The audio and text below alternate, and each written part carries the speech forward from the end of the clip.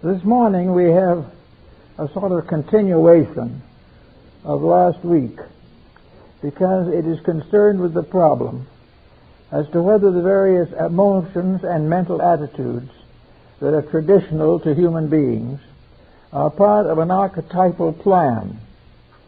Whether when we refer to wisdom, we are referring not only to the knowledge that we have in this world, but to an essential principle of wisdom that exists always everywhere. We say the same thing of love. Whether love is a peculiar situation involving certain species only. But we are told definitely in the sacred scriptures that God loves man, just as man loves God. And love becomes a universal emotion based in great archetypal patterns. Now these great patterns are subject gradually to modification, not by the law givers, but by the law receivers. Humanity evolving on this planet begins to modify the essential rules of the planet. In other words, we try to gradually take over domination of the earth we live on. We are not satisfied to live here and enjoy it if possible, and live comfortably and pleasantly and wisely. We have to dominate it. We have to control it. We have to do something to become master of our environment. And the moment this begins, trouble begins, because it's not that's not the way that it was intended. The way was that we were given a beautiful garden to take care of. And we got the garden, but we're not taking care of it. We're despoiling it by our own ambitions. We are determined to take this garden into a great factory or a great archaeological institution, or perhaps to make it into some kind of a subdivision project. We are taking over this thing we call the earth and trying to run it ourselves. And this is a fundamental mistake, because there's only one thing in the world that knows what to do with it and how to run it, and that is the person who installed the garden. And in this case, the garden was fashioned by the will and wisdom of God. Therefore, the more we try to control it, the more we break the basic rules of human relationships. We try to exercise our own temporal authority. We decide how much a square foot we can get for this garden. And we do all kinds of things to make more profit off of the garden. And instead of taking care of it, we are despoiling it. Instead of enriching the purpose of it, we are reducing the efficiency and the beauty of the world in which we live. This has been going on for a long time. It wasn't too very serious at the beginning because there were not too many people. But gradually, as population increases, as ambition increases, as wealth increases, and as all the various attitudes of human beings take precedence over natural law, we get into more and more trouble. We are gradually destroying the garden that we were given. And we find in the old books relating to the Old Testament, old charts and manuscripts and texts and pictures of the Garden of Eden. Well, it's a little bit literal, we'll admit. The garden didn't look just like that. It didn't have a fence around it, and it didn't have an iron gate and things like that. But this garden represented actually nature itself, the world into which we were placed to become guardians and gardeners. It was hoped that we would contribute to the growth of everything here, that with a wisdom greater than the nature around us, we would contribute to the beauty and truth of nature. Instead of that, we have used our excellent skills to despoil nature, to reduce its value, to make everything serve our purpose. We do not remember now much about what happens to animals and what happens to plants and flowers and even minerals in the earth. Everything that exists is for our benefit. We use it as we please. We despoil it as we please. And gradually get ourselves into a very serious dilemma. We are not obeying the simple rules of life. We are not doing the things we should do. we are assuming that we were born to own and manage this earth. We were not to be gardeners as the Lord intended. We were to be profiteers and real estate developers. We were to do it our way and to gain all the profit we could from each transaction. Well, in the early times, when there was lots of earth and very few people, this did not seem to make much difference. But gradually it has become vital, because we are gradually losing fact of our responsibility to the garden. We are no longer remembering that we are here by the grace of God. We are no longer aware of the fact that to be born into this world is not to have opportunity, but also to assume responsibility. We must pay for the things we do. We must pay for the mistakes we make. We must restore that which we destroy. But in our haste and in our self-centeredness, we have forgotten all about that. Now, this has to do with beauty, is very definite, but not immediately noticeable. Actually, all things in the world, in their proper relationships, combine to form cosmic beauty.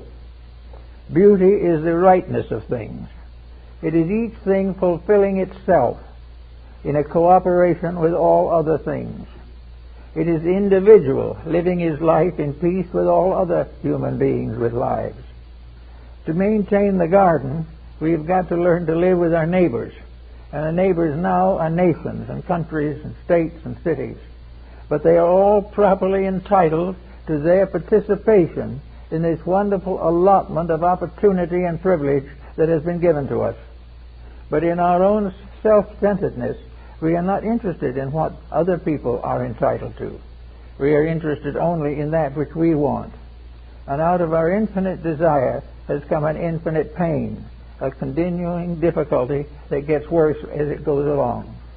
Then we realize the reason when the good book says, vanity, vanity, all is vanity and vexation of spirit. So saith the preacher. Well, the vanity and the difficulties are definitely with us at the moment. We take it for granted that we were born to run the planet. We were born to explore the planet. And we were born with all kinds of rights and privileges that are inalienable, no matter whether they're right or wrong.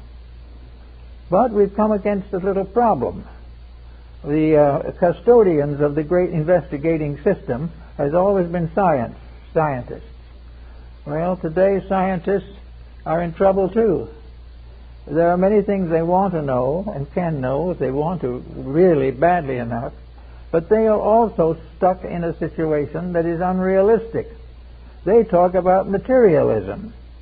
They take it for granted that man is the creator of everything that he does, and he is the originator of everything that is worthwhile, and he was predestined and foreordained to run the planet.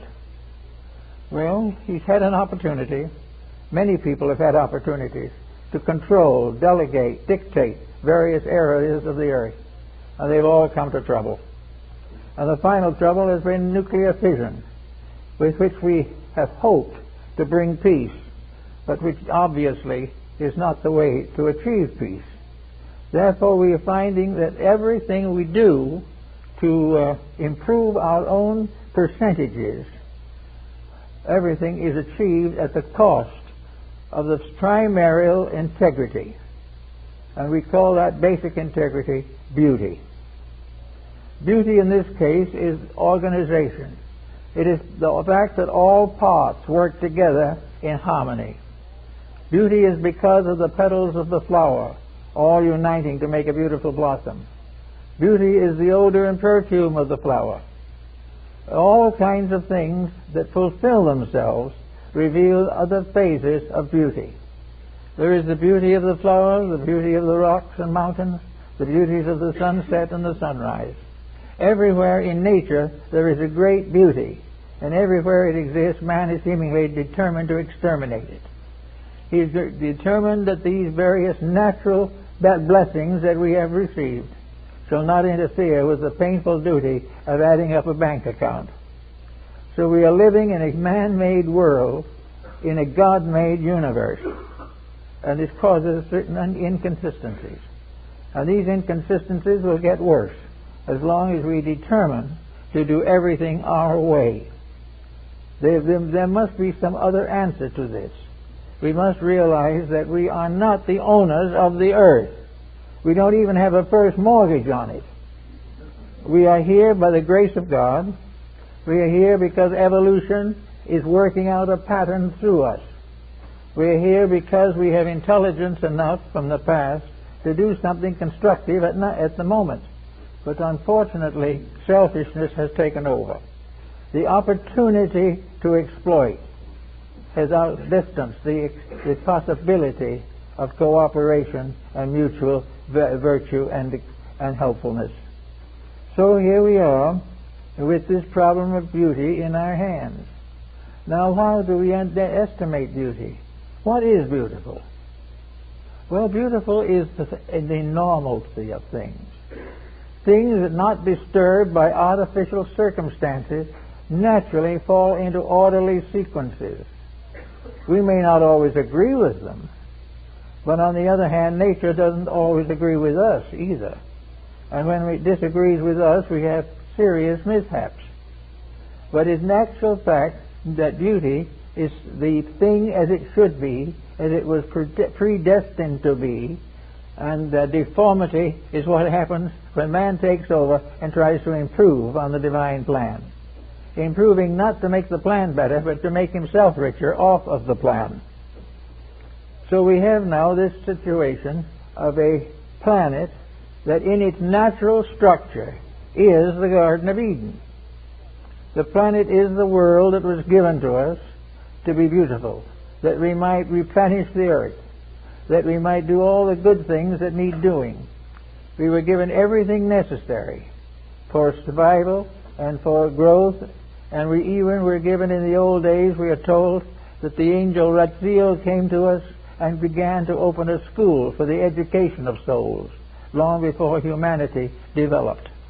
Everything was to be done with compactness and with cooperation and with diligence and with love. So we gradually found ways of getting around this, and gradually it has become a very serious situation. We are destroying the earth under our feet. We are destroying that which was provided for our use. We are destroying it by our abuse. And we are getting further and further into a debt against nature, which we can't pay, which we know not what to do about, but which is continuously adding to our miseries and disappointments. Now, if we say what beauty, you know there is more than one kind of beauty. There is the beauty of a flower, and there is the beauty of a mountain. Both are beautiful. Each is different. So in this world, there are all kinds of beauties. But beauty in itself as a principle is a method of unfolding existing life according to divine law. Beauty is the unfolding of everything according to its own proper nature. It is the fulfillment of the need and wisdom of the Creator. The flower is the fruit of the seed, and the flower in turn becomes the source of further seed. Every flower is beautiful, even though we may not like all of them. But everything that exists is a wonder, a miracle, an unbelievable circumstance. Science realizes this, but simply does not accept the fact that it is explainable. They must continue to dig out all those secrets of the material world. But beauty does not begin in the material world, and it does not end there. Beauty is the unfolding of a divine plan. It is the motion of all things toward the fulfillment of themselves and of the plan to which they belong. Beauty is everywhere present, and in things that we would never expect it to be found. For example, we always will think of beauty in terms of something that we consider as artistic or as well and properly conformed. But it's not necessarily true. Their beauty is in all things the fulfillment of themselves. The beauty of the flower is found again in the beauty of the seed. Everything is part of some great plan. And I think I might mention one of my great beloved grandmother's truth-isms, she said, referring to people, this was her own discovery apparently, that there were three kinds of beauty. There is the beauty of youth, which is quite easily recognized, and everyone is very jealous about it. There is beauty of maturity, which is just as great and just as wonderful as that of youth. And there is beauty of distinction, the older people. An elderly person who is fulfilling the law is just as beautiful in the eyes of nature and of God as the debutante out on her first date. Beauty is the fulfillment of the thing as it is, for it carries with it the advantages. It cuts off something less to give something greater. It brings depth of inner life to take the place of the breadth of outer life. Everything in nature is fulfilling a pattern which is ending in beauty, began in beauty, and grows through beauty. This we are forgetting. We have ignored it. We don't believe in it anymore. We do not realize the fact that things have their own beauty, and that we cannot judge them instantly and eternally by our own personal appreciation. Each individual has his likes and dislikes, and to him the things he does not like are not beautiful. To his neighbor, the things he likes are not beautiful. Beauty, however, is not just in the eye of the beholder. Beauty is a principle. It is the thing growing and fulfilling according to its own law, not according to some man-made statutes. A beautiful garden is one that fulfills the desire of the person creating the garden. And if that garden is properly developed, other people will admire it. If it is a strange and crude thing, only the Creator will admire it. But there will always be a fulfillment of some kind. And you study the nature and structure of living things. Study the structure and habits of animals, of all kinds of creatures. Study all phases of minerals, and you will find that in every department of life there is an excellence. There is something that tells that this is the way it grows.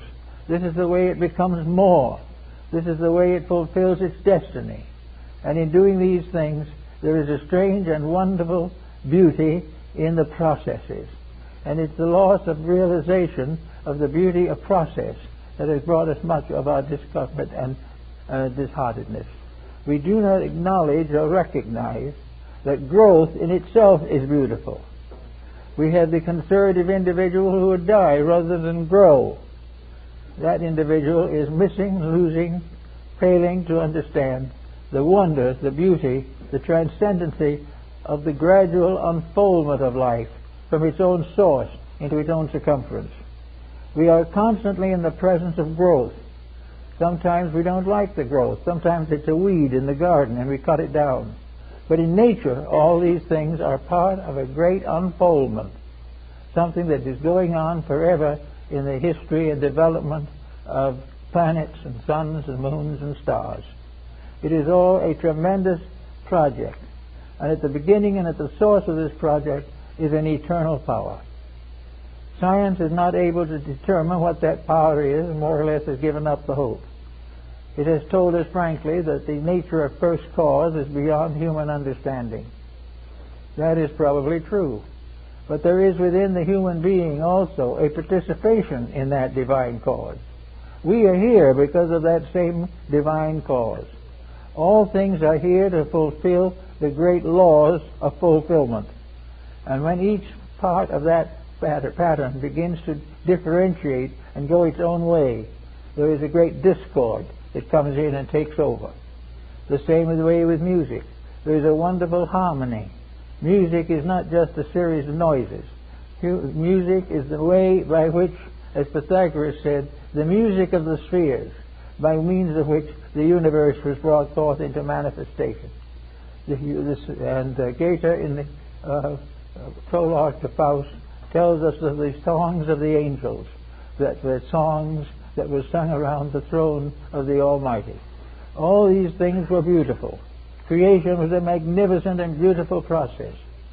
And the created things were given every opportunity and every privilege to advance the eternal beauty of life. And somewhere along the line we've lost track of that beauty of life. We have gradually locked ourselves into a very inferior circumstance. So let's go back a little bit and see if we can see how this all came about. We look back into the archaeological records of humanity, and we find primitive people wandering around the earth, armed with a stone axe and struggling for territorial allotment, similar to that of animals. These creatures were very few in number at that time. There was plenty of planet for all of them. But in most cases they sort of huddled and fought with each other. Little by little, this early beginning of things resulted in the rise of tribes and clans and things of that nature.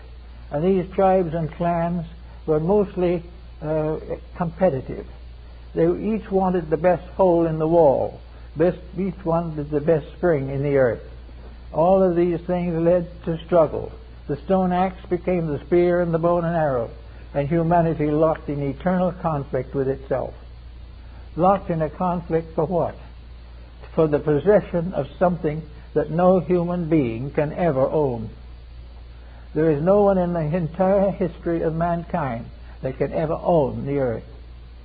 Because no matter what it happens, how many years the conquest comes, it is not man who owns the earth, but the earth that claims man back into a grave. There is no way in which man can control the earth, because he has not the insights, he has not the skill, and he has not the wisdom, and the creative process does not permit him to succeed. So year after year the conquerors have come forth, and year after year and century after century they have died, trying desperately to control this little ball in space, but unable to do so, because there is no principle at work in the fashioning of things that man can dominate. Man can affect these things. If he finds a truth and lives by it, he has a great satisfaction within himself. If he finds an error and lives by that, he finds a great dissatisfaction in himself. And around the whole business, construction and destruction, is the strange gray wall of the grave. All these things come forth and go back again as they were. And in the quietude of beginnings and the solitudes of ends, there is a mysterious way of heaven working through all things.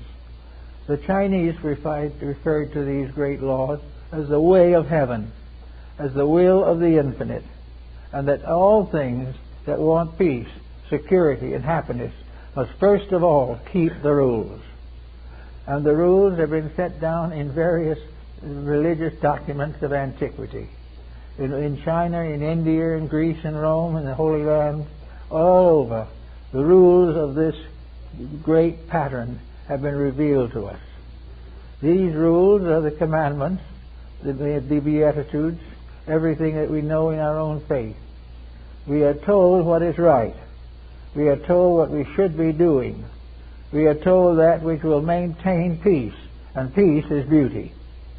Peace is all forms of life forming together a magnificent pattern, not all exactly alike, but all cooperating to make a great design come true, to bring forth a world in which all good things are abundant until man destroys them. So out of all these early problems and so forth, there comes the realization that we are predestined and foreordained to struggle the way we do until we wake up to the facts. Now, the fact in all of these cases is beauty. Now, not being able to be satisfied with the beauties that nature bestows, and they are very beautiful, there is no really reason for discontent. The individual, the races and nations have tried to create beauty of themselves. They have tried to fashion a beauty commensurate with their feelings and abilities and in harmony with their ambitions and their prejudices and all the different emotions that make up human nature. Therefore, we have what we call now a kind of beauty which is not real, but which has gradually gained in importance. As the vanishing beauties of nature disappear, man tries to create artificial beauty. He tries to make up for that which he is tearing down. Now, in the human being, the beauties of nature are richly given, but we find them difficult to maintain. So first thing you know, we begin to artificially beautify ourselves. And some of the natives in one country put rings in their noses to do it. Another one tattoos their faces. A third one stretches their necks with rings. Everyone tries to find some way to be beautiful. And the more they try, the worse they look. And this will continue. But when they get themselves into one of these difficult situations, unpleasant looking and all, they suddenly become a standard of elegance for the tribe to which they belong. The neighbor thinks they're wonderful and tries to get a longer neck or a bigger ring. All of these things tell us of the competition for the creation of beauty. And yet beauty cannot be created in that way. Beauty was there before they got to work destroying it. The nose ring and the earrings and the tattoos and the various scarifications that were considered symbols of elegance were not symbols of anything. They were simply primitive competition to be more elegant than somebody else. And the elegance, when it was achieved, was really a distortion. The individual who became what he thought was a standard of elegance really became a creature who had destroyed the beauty of his own nature. So we find all around people trying to do things to make beauty for themselves because they have lost the real beauty. Another way they have tried to do it is to build cities. And now we're beginning to realize that of all the absurdities, the city is probably the greatest. There is nothing really to be said in favor of it.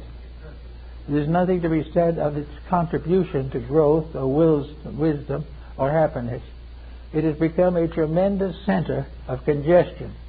And every once in a while we get an earthquake or something and it tears down one of these great cities. The human pattern was not that we should build these great monuments in this world.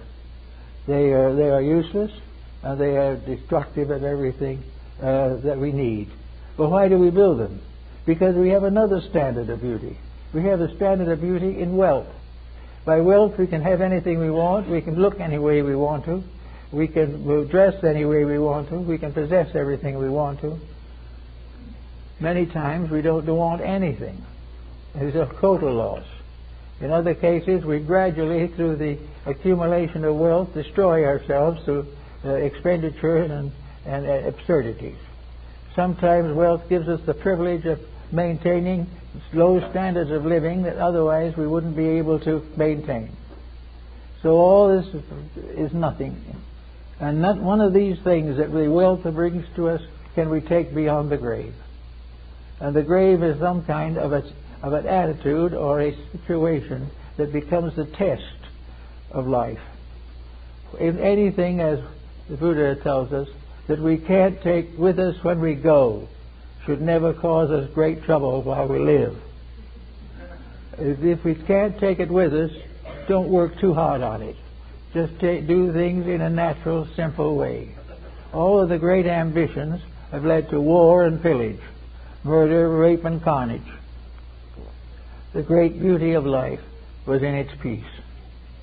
Now, in various countries of the world, including the Near East, America, Asia, and Africa, and even the islands of the ocean, there have been some who have become aware of the fallacy of distortion. They're aware that the various arts and sciences which we develop in desperation and sustained by means of narcotics or alcohol are scarcely worth the trouble to maintain them. We find that all around we are trying to create false beauty. We are taking the beauty out of music and resulting in a hard rock kind of concert.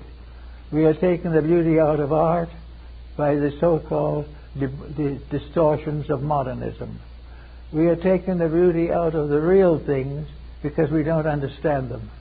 We can't rise to the truly beautiful, so we maintain a standard of lower beauty, which is nothing but another name for distortion. So all the way along, we lose the fact lose the great principle of natural integrity. And as we see, integrity gets poorer and poorer.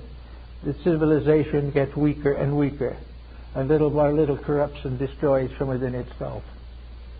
So we would like to think of the ideals of simple living. Simplicity is the only answer. Simplicity is the individual not worrying so much about what he has, but giving a lot more consideration to what he is. No matter how much you dress up the fool, he is still no wiser.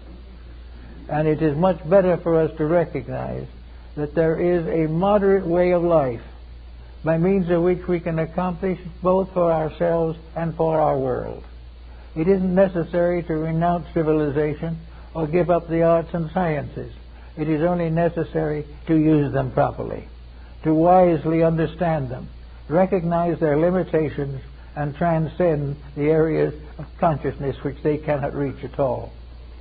So we have now, we might term, philosophy. And philosophy is a large word. It means all kinds of things. It means everything from deism to existentialism.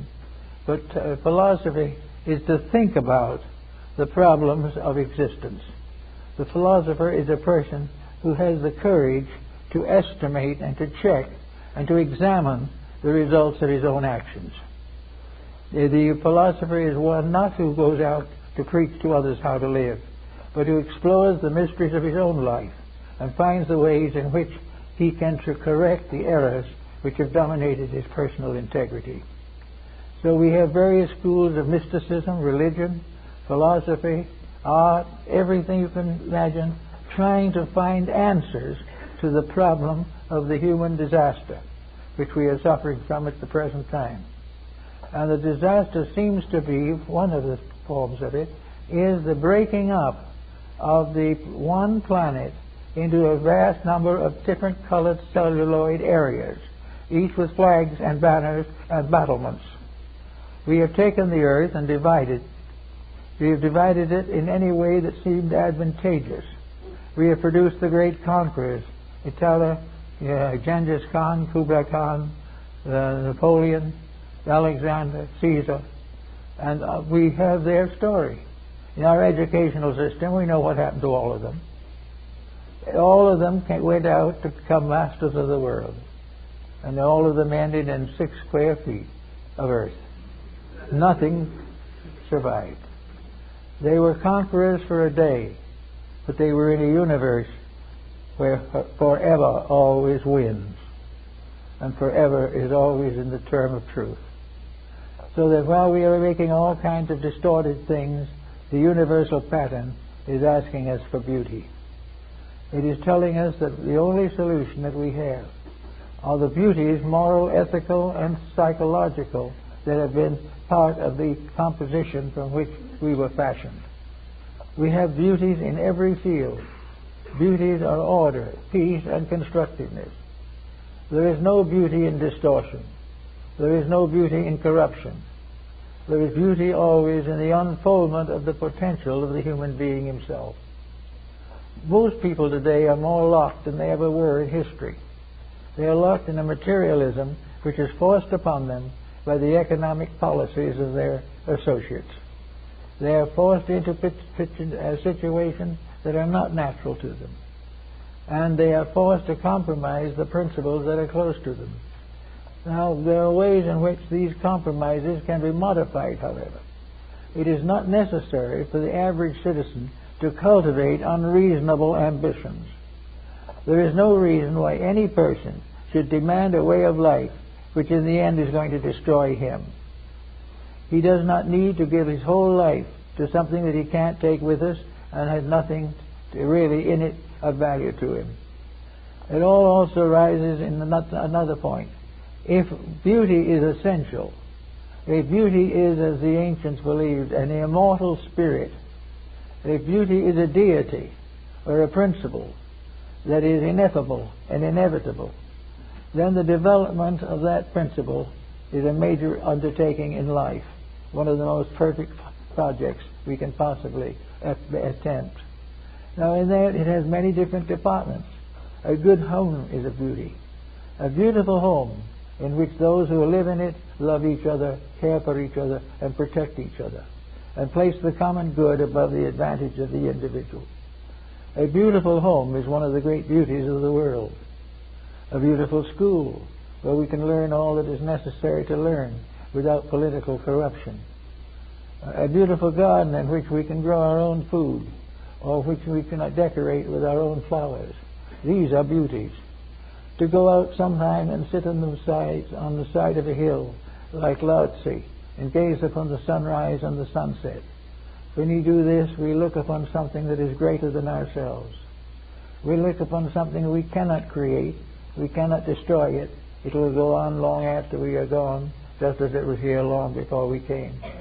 But to sit quietly in the beauty of the sunset and to see the marvels that nature has bestowed, the wonders of a world uncontaminated by man, and then look down into the smoke-filled valley with all of its problems, with the problems of various diseases, the problems of congestion and smog and adulteration of elements and everything of this nature. We look down on this and we see that this is man's creation. We look back up at the stars and there is no evil there. There is nothing in the twinkling heavens that warns us of our own misfortune, because the misfortune does not come from there. It comes from a tempest in a teapot, or perhaps better to say, a tempest in a molehill. On this little planet which we have here, we are making an inferno for ourselves.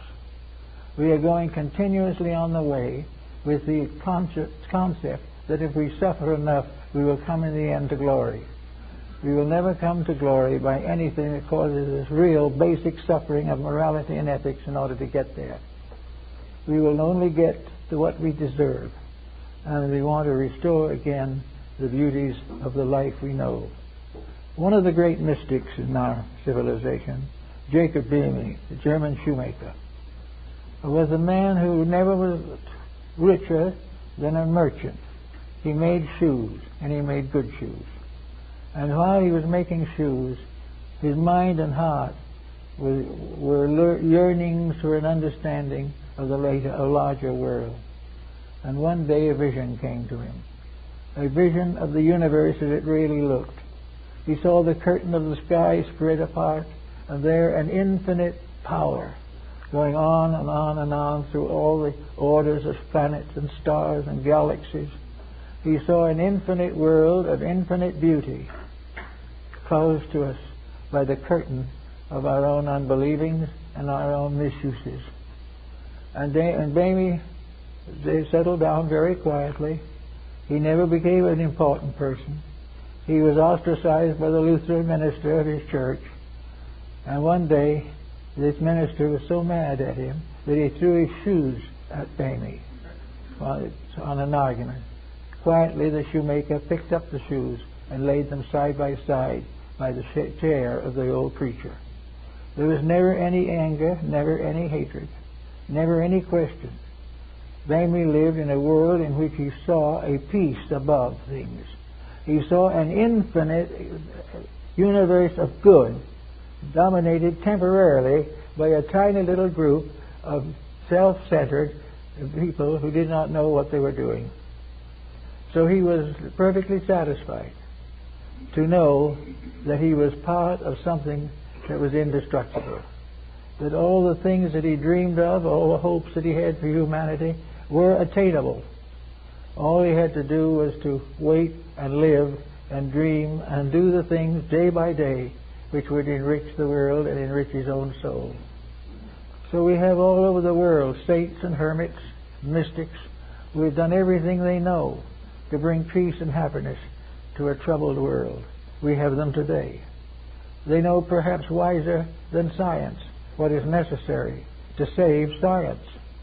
They know more than perhaps some of the theologies that are still locked in old concepts of sectarianism. They have not yet discovered the one faith, which is the beauty, the truth.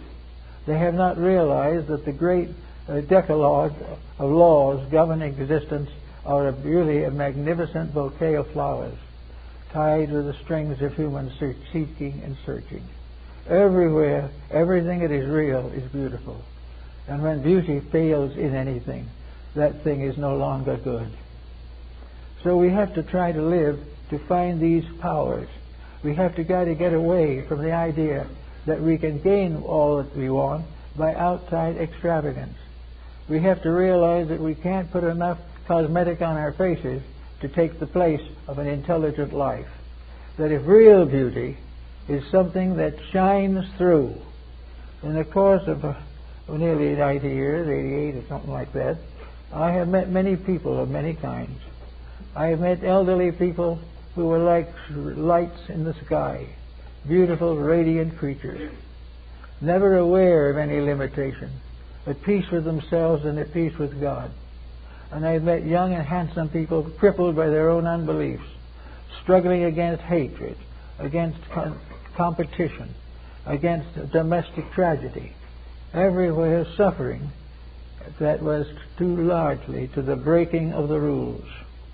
And there is occasionally the one shining light of peace, where the rules have been kept, and a gentle life moves through the various courses of its years.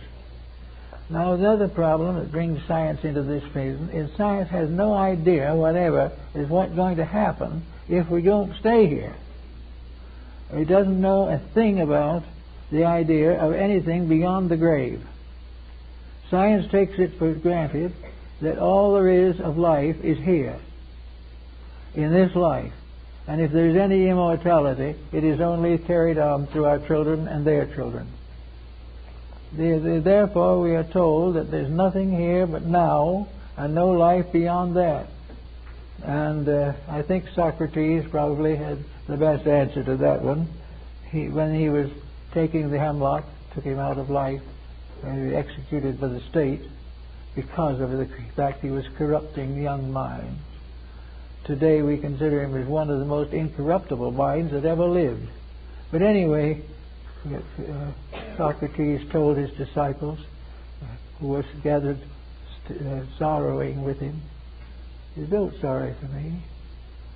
When I leave here, one of two things will happen. One thing will be that I will cease, utterly and completely, and there will be no more Socrates. And there will be no one to remember Socrates. And Socrates will not remember Socrates. All will be over. Or, as an alternative, I may discover that there is a world beyond this one, better than any world I know here. That in that world I can commune with the wise. I can come into the presence of the divine. I can find answers to all the questions I've asked through the years. Either I go to sleep forever, or I awaken from the dream of death into a greater universe than I have ever known." And with that he quietly departed. Well, one thing that's very important about that, and that is the thing we face today. We have one side that wants to make it all materialistic. Now, is there anything beauty in that materialism? If we're going to go down to darkness and be nothing but names on monuments, is there any particular joy in life, any fulfillment of anything?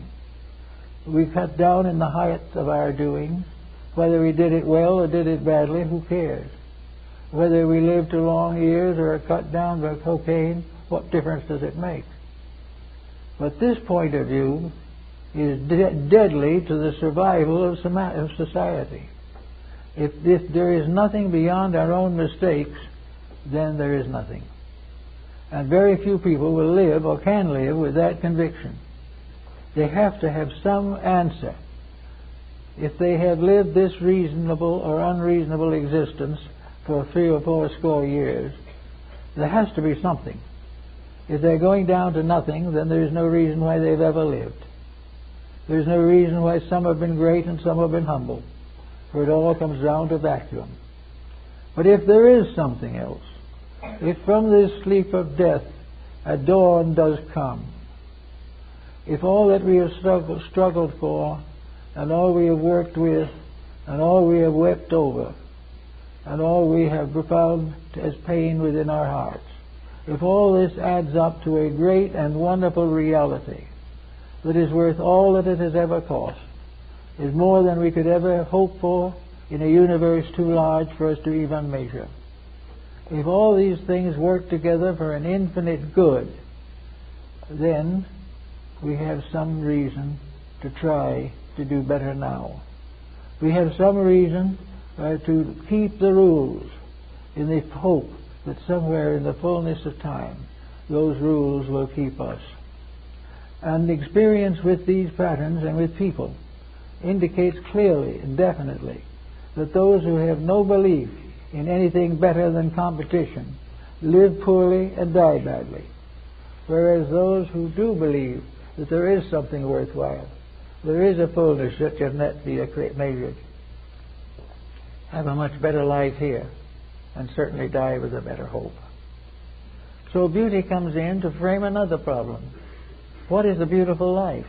A beautiful life is not constantly taking advantage of somebody else. A beautiful life is not outwitting your adversary, breaking a home, neglecting children, destroying the environment, and declaring war upon people whom you don't even know. All these things are part of a mistake, and as long as we keep this mistake going, we will suffer from it. But it is perfectly possible for the individual himself, even in this stage of his evolution, to wish for a moment peace, to hope that sometime there will be something kind, something gentle, something loving, something wise, that this battle will not go on until one by one all the natural resources of the planet are exhausted. The individual must make these decisions himself. The laws of nations will never do it. But there is above the law of nations the law of God. And this law of God has been variously interpreted and misinterpreted by the scriptures of the world. But right or wrong, there is a law of God. There is a law of realities. And there is a discipline that must be kept to fulfill the desires and hopes of intelligent and consecrated people. So there is reason to believe and to hope that the worst that can happen, whether we are good or bad, is that if we are bad, we miss the chance of immortality. And if we are good, we escape from the chains of mortality. And if that is true, then the universe becomes a moral entity. It becomes a being or creature that is good. And in laws and nature, in conflicts and dissensions, in all the problems and responsibilities of statesmanship, truth is beautiful. Truth is the thing that must live. Truth must be kind, it must be wise, it must be loving, and it must be filled with a determination to grow, to transform all antagonisms into relationships that are commendable and can be carried on. I have known a number of people who have been destroyed by their own antagonisms. They've had bad lives, not because anybody declared them to have a bad life, but because the decisions they made in every point of view were self-centered, critical of others, condemnatory of life, and without understanding or without justifying the divine plan. These people, therefore, do not have a good life, but they still have to go and find it out. And the nature of the infinite in its fulfillment has given us the inevitable hope of ultimate realization. That every time we make a good decision, growth develops within ourselves. We are a little wiser, a little kinder, and a little more beautiful in our relationships. And little by little, the beauty of our inner lives becomes a garment, a magnificent robe, a robe of virtues. Little by little, we do not need the dangles and ornaments of materiality, because we are beautifully vested in our own integrity. We are the kindly, loving people who are always needed, to whom all can turn in trouble, but whom many will not be able to achieve in their own lives. So we can do a lot of things, and in doing them, we help to make beauty what it really is. Beauty is also in the most common thing. Laozi, the Chinese philosopher, was a child of a gardener on the estate of a great mandarin. He had no advantages and no education, but he used to sit on the side of a hill and look out across the valley to the mountains beyond. And day by day and month by month and year by year, he sat and looked at the mountains. He looked at the sky and he looked at the earth, and he saw an infinite beauty. He saw that the mountains, well, if you analyze them, might seem to be pretty terrible, but really is part of a wonderful scene, a scene of life. And little by little it grows upon him that a human being is very much like the view of a mountain. He views his own inner life, and he sees distances and peaks and valleys. But he also sees a beautiful kind of peace that comes over all these valleys, the mists and fogs that gather around the peaks of mountains. He sees all these things in his views, and then he sees beyond this, as Socrates did, into the mysteries of the desert of Gobi, the mysterious sand of death, the black sand that seems as though it goes on forever. And his soul went out into the black sands of Gobi. And as he went out there, something happened. In his mind's eye, he saw a beautiful city rising out of the sands of Gobi. He saw that in that city were all the beauties of life, and in the midst of the desert of waiting, there is a great city of fulfillment. One is the city of God, as St. Augustine, and the other is the city of Babylon. Out of the darkness of the shadows of things, Laozi saw the homes of the immortals, the beautiful gardens, the beautiful mountains, the things that to him seemed first dim and dark and distant, suddenly were filled with light, and he saw that every grain of sand was part of an immortal beauty. So, little by little, he labored. He tried very hard to teach what he found, but no one would listen. Not then, although later millions had listened. But in full time he gave up, and he sat on the back of an old blue water buffalo, one of the bluish black color, and he rode out on this animal through the great gates of China into the deserts of Shamo, into the great Gobi, and finally found and was one forever with the great city of the immortals. These are fables and so forth, but they are fables about life. The city of the immortals does exist. It has always existed, because whether we know it or not, man isn't the top of creation. There are things that are done better than he is, and it's longer time to do it. Ages and ages have come. In the book of Genesis, the Lord says to Adam, "Be fruitful and replenish the earth." And in the Indian philosophy it says that the Great Mother of the planet has shaken countless civilizations from her back. Everywhere there are things that grow and things that lose track of growth. There are things that go bad and slowly fade away. There are things that go right and go on.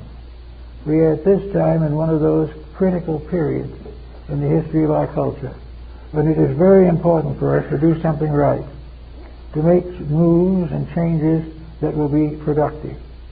And one of the ways to do it, it seems to me, is to simply use a code of beauty. Is it beautiful? Are my words beautiful? Are my thoughts beautiful? If I'm giving advice, is my advice the advice of heaven? If I look out to see what kind of a world we should build, can I look out into the stars and see the great shadows of universes far vaster than ours?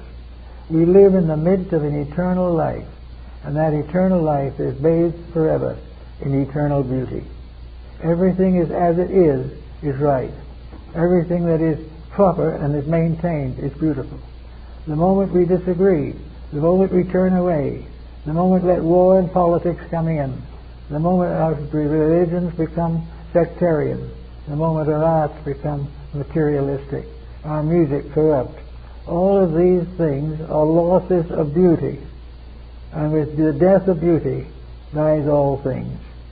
Because beauty is another name for right, for the thing as it should be and it must be. It is that which tells us that anything that is not for the common good contributes to the common suffering. That there is no way in which a superficial rejection of the responsibility of a good life can be accepted as appropriate.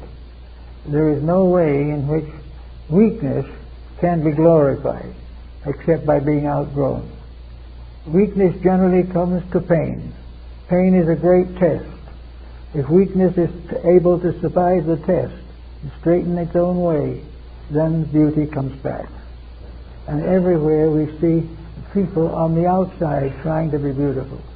We see people trying to be beautiful by their benevolences, trying to be beautiful by the ostentation of their living, trying to be beautiful by their achievements in arts and letters, trying to be beautiful in drama, music, all these things, or become beautiful in wisdom through scholarship, or beautiful in religion through sanctification. There are people everywhere trying to be better, trying to be beautiful. And it is this that must come. Now, beautiful in this case is exactly what it says. There can be and mustn't be an end of all dissension, whether it is private or public. If a thing needs corruption, it is sick. It needs a physician, not a judge. If the individual rejects all help, then all that can be done is to make things as quiet as possible and let the eternal beauty finally come in. Sometimes this final beauty may be more than the individual can stand. For the moment he may be beyond his depth. But the beauty of eternity is also the great healer. The most perfect of all medicines is beauty.